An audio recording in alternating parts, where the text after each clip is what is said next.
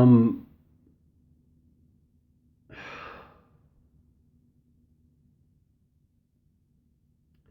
I really,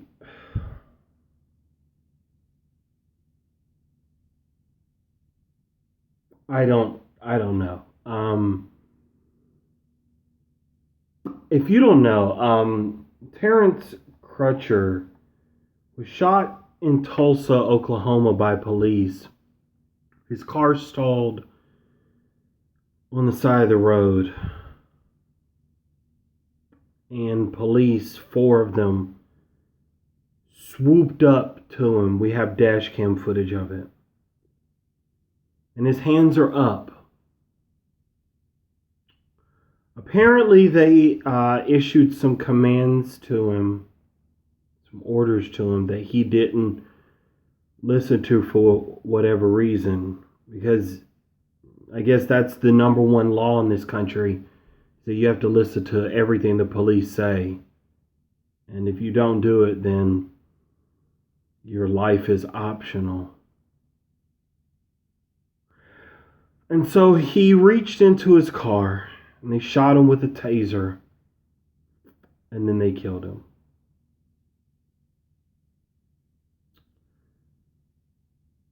All for a stalled car on the side or in the middle of the road. They showed the video to the family, and this is now getting out because they want the family to see it. They said they're going to do the right thing. They're not going to cover anything up, which that should be disconcerting, because that tells you that there is an ability and an understanding that police in various departments around the country do cover things up and do violate people's constitutional rights, as we saw in Baltimore from the Department of Justice report. There was no gun.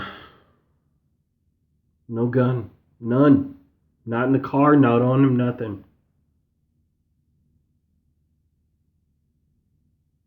I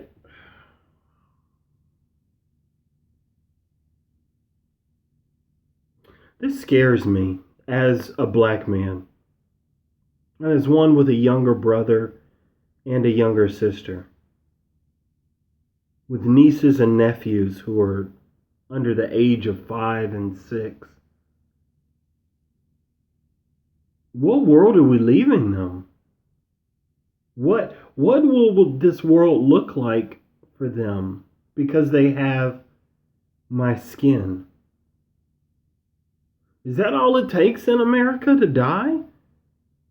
Is to simply do something that the police don't like?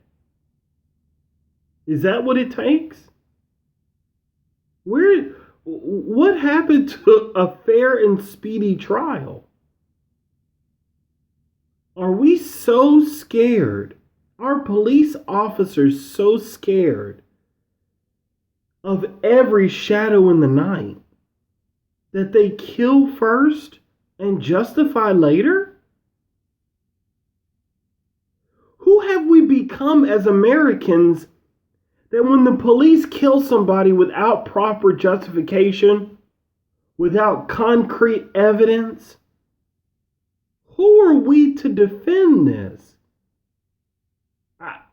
Do we defend it because we think it won't happen to us because you don't have skin that looks like mine?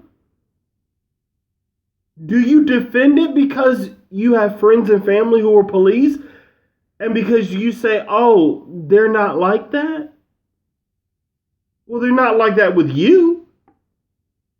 Tell me, have you ever been afraid of your car stopping on the road and thinking, if I call the police, I might not make it home? I mean, my God. Oh.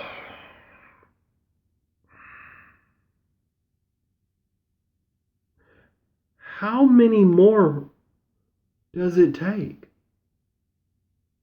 Like, tell me how many more of us have to die before those of you who are ignoring this finally say, okay, well, maybe you got a point. How many?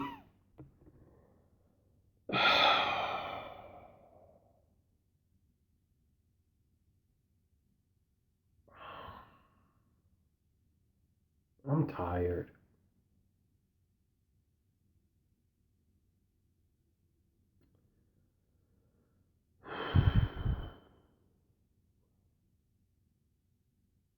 To be black in this country means supremely that you are never good enough.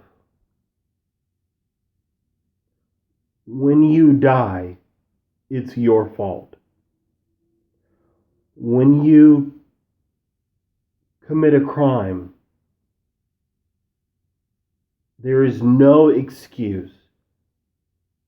Unlike with other people that we say, oh, they were mentally insane. They had a rough childhood.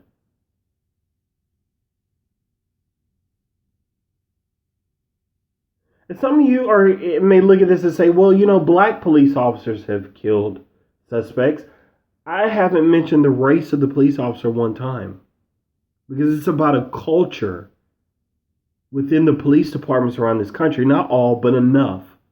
The Baltimore Department of Justice report discussed how in the Baltimore police departments, it was the rule that the cops were dirty and the good cops were the exception.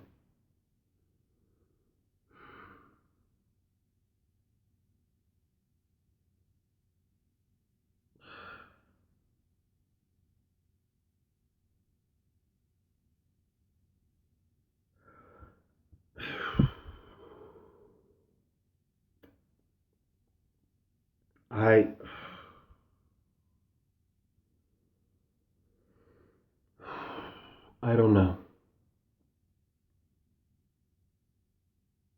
It's really disheartening to know that our lives as black people are so expendable.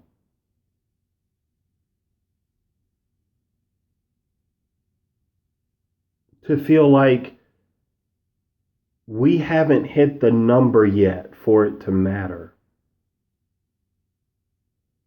I don't know what the number is. Like, is the number 1,000? Is it 5,000? Is it 10,000? Does it have to be a certain amount of black women, black queer, black transgender people? How many of us have to die? And how many times do the circumstances have to be perfect before you acknowledge that there's a problem with the system? I mean, I even find myself when I read the details, because I want to always be educated and informed, and I find myself going, okay, well, what happened? How are they going to try to blame this on us? And this man is dead because the police decided it. He didn't get arrested. He didn't get a trial. He didn't get a public defender. He didn't get a jury of his peers. He got a taser and a bullet. And y'all wonder why we call it Black Lives Matter. Y'all wonder why Colin Kaepernick is on a knee. We got people out here acting like ain't nothing going on. Like, I don't understand what you're protesting. I don't understand. It's about the flag. It's about the military. It's about this country. Nah, man. That ain't what this is about. That man is dead. He is not coming back. And there is no crime he committed. There is no excuse for that man being dead. And when I see him dead, when I hear this story, I feel like I'm dying in a sense.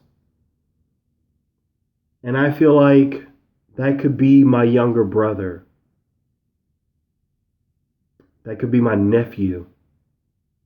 I have 2 nephews that are under 5. I have one that's around 1 year old.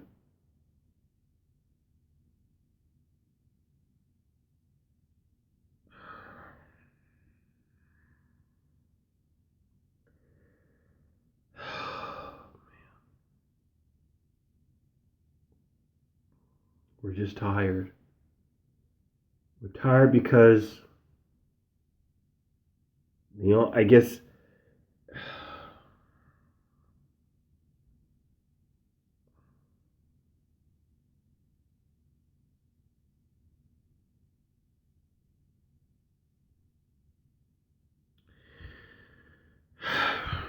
I don't know what else to say, y'all. I'm just being honest.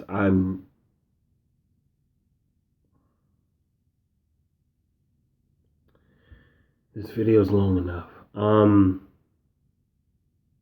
I'd like to hear your thoughts in the comments. Reach out to us. We love having a conversation on this channel. The videos that I do and Emmanuel that we do, I know for me, it's me starting the conversation, but it's nothing without you. So I'd like to hear what you think on this subject. I'm going to post the information in the comments so you can take a look at it and see what happened, and you can read it for yourself.